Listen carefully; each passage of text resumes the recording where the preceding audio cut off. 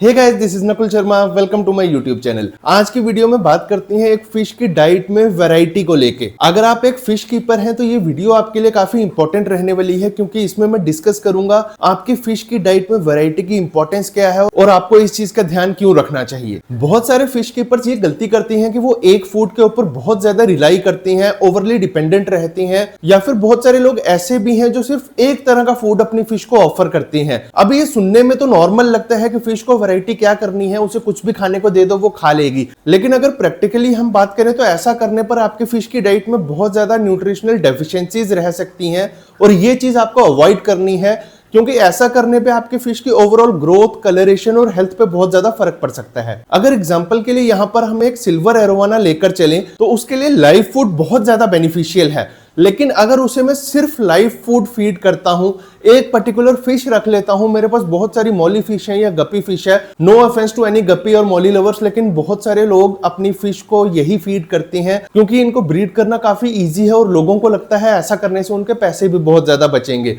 और ये मार्केट में इजीली अवेलेबल भी है कम प्राइस पे। तो अगर इनको हम एग्जाम्पल के तौर पर पकड़ के चलें तो एक गप्पी आप अपनी एरोवाना को अगर डेली फीड करते हैं और कुछ भी फीड नहीं करते, लेकिन उस पर्टिकुलर फिश को आप प्रॉपरली फीड करते हैं, रिक्वायर्ड क्वांटिटी उसकी फीड करती हैं, तो आपकी फिश हेल्दी रहनी चाहिए। लेकिन ऐसा नहीं होगा लॉन्ग टर्म में, क्योंकि सारे न्यूट्रिएंट्स आपकी एरोवाना को वहां से नहीं मिलेंगे और आपको अल्टीमेटली उसकी डाइट में जो मिसिंग न्यूट्रिएंट्स हैं वो कहीं से पूरे करने पड़ेंगे। और अगर ऐसा आप नहीं करेंगे तो कोई ना कोई इशू वो जरूर फेस करेगी। हमें देखने से बाहर से चाहे ना भी पता चले, बट इंटरनली वो जरूर इशू फेस करेगी और ऐसा करने पे उसका लाइफ स्पैन भी कम हो सकता है। तो ये चीजें अवॉइड करने के लिए वैरायटी काफी ज्यादा इंपॉर्टेंट है, क्योंकि एक लाइव फूड अगर मैं पकड़ के चलूं, लाइव सुपर वर्म्स की बात कर लें या मील वर्म्स की बात कर लें, जो अगेन चीप ऑप्शन है, मार्केट में इजीली अवेलेबल है, वो एक काफी अच्छा फूड ऑप्शन है आपकी मॉन्स्टर फिश के लिए, प्रीडेटर्स के लिए। आप उन्हें इजीली एक्सेस कर सकते हैं और न्यूट्रिशनली भी काफी अच्छे हैं वो। लेकिन अगर न्यूट्रिशन की मैं बात करूं तो वो न्यूट्रिशनली बैलेंस्ड बिल्कुल भी नहीं है। हर एक न्यूट्रिएंट आपके फिश को जो चाहिए वो उनमें भी नहीं मिलेगा, जैसे कि गप्पी फिश या मॉली फिश में नहीं मिलेगा। तो आपको यह ध्यान रखना है कि आप लाइव फूड अपनी फिश की डाइट में ऐड करें, उससे उसका जो नेचुरल हंटिंग इंस्टिंक्ट है वो अलाइव रहेंगे, मछली को एक स्टिमुलेंट मिलेगा, आपकी फिश की ओवरऑल हेल्थ अच्छी रहेगी। लेकिन उसके साथ में आपको ऐड करनी है पैलेट्स या फिर मॉन्स्टर स्टिक्स। ये मैं पर्टिकुलरली मॉन्स्टर फिश की बात कर रहा हूं अभी एग्जांपल के लिए, सो दैट आपके लिए समझना इजी रहे। आपकी मॉन्स्टर फिश के जो न्यूट्रिशनल रिक्वायरमेंट्स हैं उन्हें एक सिंगल फूड से पूरा करना थोड़ा सा मुश्किल है। अगर आप मार्केट में अवेलेबल बेस्ट फिश फूड उठा के लाती हैं अपनी मॉन्स्टर फिश के लिए, तो ऐसे में उसे सभी न्यूट्रिएंट्स तो मिल जाएंगे, लेकिन अगेन मॉन्स्टर स्टिक्स खा के उस फिश का जो हंटिंग बिहेवियर है, हंटिंग इंस्टिंक्ट है, वो अल्टीमेटली कंप्रोमाइज हो जाएगा एक पॉइंट के बाद। और बहुत सारे केसेस में ऐसा भी देखा जाता है, आप अगर एक मछली को सेम फूड देते हैं तो एक पॉइंट के बाद वो उसे एक्सेप्ट करना बंद कर देती है, या फिर same level of excitement show नहीं करती है उस फूड के लिए जो वो पहले किया करती थी। मैंने पर्सनली पास्ट में ऐसा इशू फेस किया है जब मैं हॉबी में नया था और इंटरनेट पे इतना ज्यादा इन्फो अवेलेबल नहीं था। बहुत साल पहले की बात है, it's been over a decade now. आप में से बहुत सारे लोग ऐसे होंगे जो अभी कुछ ही महीने या 1-2 साल पहले हॉबी में एंटर हुए होंगे और इतने शॉर्ट स्पैन में आप ये जज नहीं कर पाएंगे।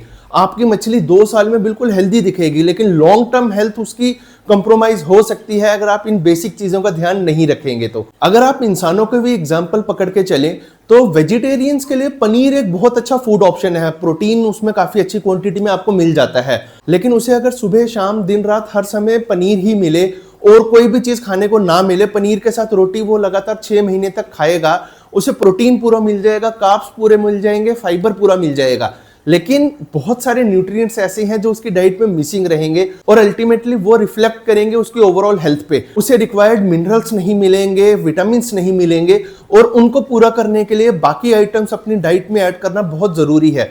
सिमिलर केस है मछली का, उसकी भी बायोलॉजिकल नीड्स हैं जो आपको मीट करनी है। जस्ट बिकॉज आप उसे एक बक्से में बंद कर रहे हैं, इसका ये मतलब नहीं है कि आप अपने टैंक में कुछ भी थ्रो कर दें और वो फिश उसे खा के हैप्पी रहेगी और हेल्दी रहेगी। और मॉन्स्टर फिश की तरह यही सेम केस अप्लाई होता है दूसरी फिश पे भी। अब कुछ लोग आर्ग्यू करेंगे कि एक मॉन्स्टर फिश के पास नेचर में तो पैलेट्स अवेलेबल नहीं होते या मॉन्स्टर स्टिक्स अवेलेबल नहीं होती, तो वहां पर वो कैसे थ्राइव कर लेती है।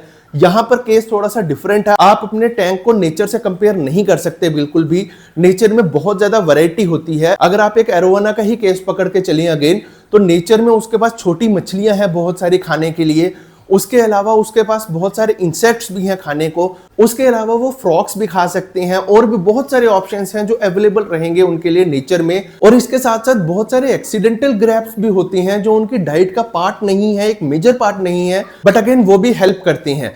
तो बहुत सारी वैरायटी नेचर में है जो आप एक टैंक में उसे नहीं प्रोवाइड कर सकते, लेकिन आप उसे प्रोवाइड कर सकते हैं एक बैलेंस्ड डाइट। आपको अपनी फिश की डाइट के बारे में नॉलेज होनी चाहिए, आपको पता होना चाहिए आपकी फिश नेचर में क्या खाती है, और उसे रेप्लिकेट करने की कोशिश करनी है आपको अपने टैंक में। और बिल्कुल 100% मैच तो आप नहीं कर पाएंगे, लेकिन आपको कोशिश करनी है कि आप जितना क्लोज जा पाए उतना क्लोज जाएं। अगर अगेन मैं एक मॉन्स्टर फिश की बात करूं, यहाँ पर एरोवाना को छोड़कर और भी एक वाइड रेंज ऑफ फिश हम कवर करते हैं। कोई भी मॉन्स्टर फिश आपके पास क्यों ना हो, उसे आप अगर एक बैलेंस डाइट प्रोवाइड करना चाहते हैं तो हफ्ते में 2 से 3 बार आप उसे लाइव फूड दे सकती हैं। उन 2 से 3 लाइव फीडिंग्स में आप लाइव इंसेक्ट्स फीड कर सकते हैं, लाइव फिश फीड कर सकते हैं, लेकिन लाइव फिश के केस में इंफेक्शन के चांसेस बहुत ज्यादा रहती हैं। तो अगर आप उस एरिया में जाते हैं तो आपको खुद ध्यान रखना है, आपको इंश्योर करना है आप एक्सीडेंटली कोई इंफेक्शन अपने टैंक में इंट्रोड्यूस ना कर दें जिससे आपकी फिश सफर करे। लाइव इंसेक्ट्स की अगर मैं बात करूं, दे आर कंपैरेटिवली सेफर, और मार्केट में बहुत सारे ऑप्शंस भी अवेलेबल हैं। Promeal is a good brand जो मैं पर्सनली यूज करता हूं। I have been using their products for nearly 2 years now. अभी बैकग्राउंड में भी आप देख सकते हैं कुछ प्रोडक्ट्स यहां पर पड़े हैं, और मैं पर्सनली इनके सारे प्रोडक्ट ट्राई कर चुका हूं।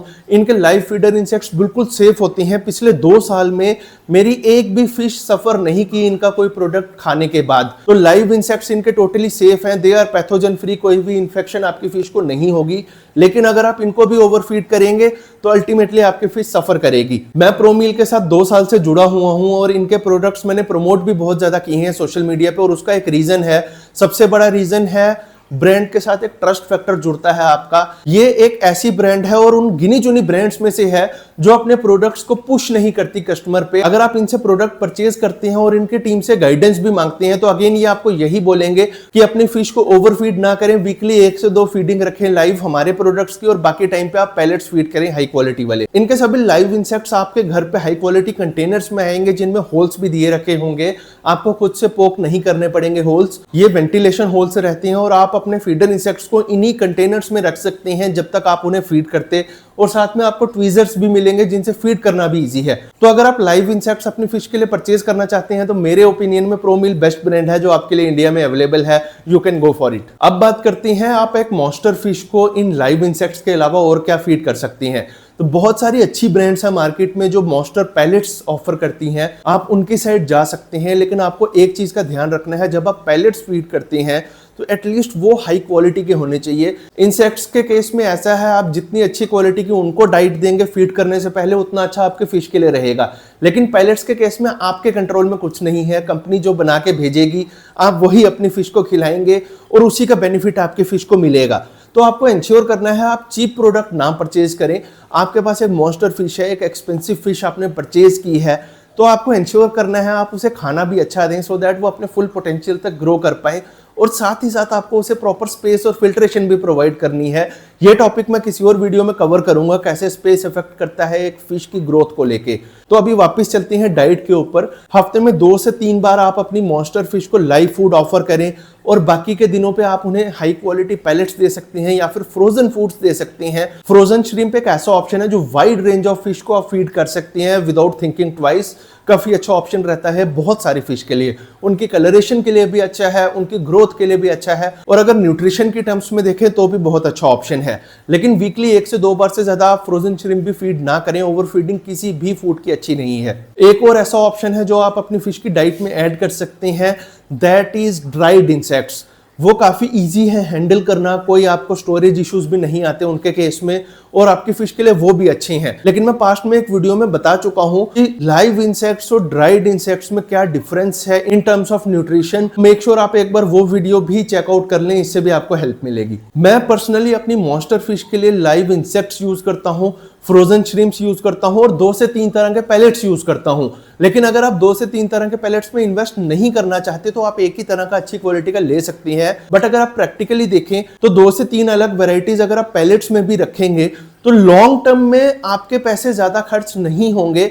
आपको बस इनिशियली एक ज्यादा अमाउंट स्पेंड करना है, बट उससे आपकी फिश की लॉन्ग टर्म हेल्थ काफी अच्छी रहेगी। लेकिन अगर आप स्टिल ऐसा नहीं कर सकते तो आप एक तरह के पैलेट्स भी परचेज कर सकती हैं। उसके साथ में आप लाइव फीडर इंसेक्ट्स जरूर इंट्रोड्यूस करें अपनी मॉन्स्टर फिश के लिए। मैं अपनी पुरानी भी बहुत सारी वीडियोस में ये चीज मेंशन कर चुका हूं, लेकिन आज मुझे इस टॉपिक पे स्ट्रेस करना था कि वैरायटी क्यों इंपॉर्टेंट है।